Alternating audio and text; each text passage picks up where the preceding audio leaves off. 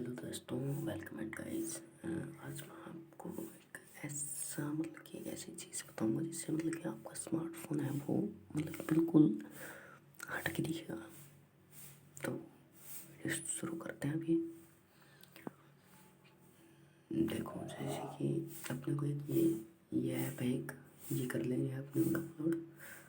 Google play store से मिल जाएगी आराम से। वीडियो वॉलपेपर, इस पर अपन क्लिक करेंगे। चूज वीडियो, कोई भी वीडियो चूज कर लेना है इसमें, ठीक है। इसी के लिए फिर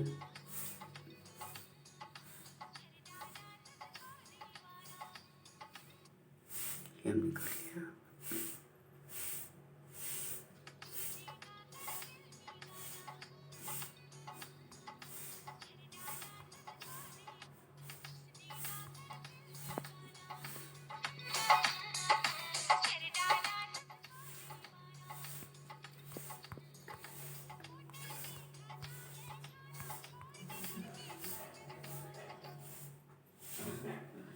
कि अपना फ़ोन खुद देखेगा ना तो बिल्कुल आँख फटी की फटी रह जाएगी। तो वीडियो अच्छी लगी तो लाइक करना, सपोर्ट करना प्लीज़।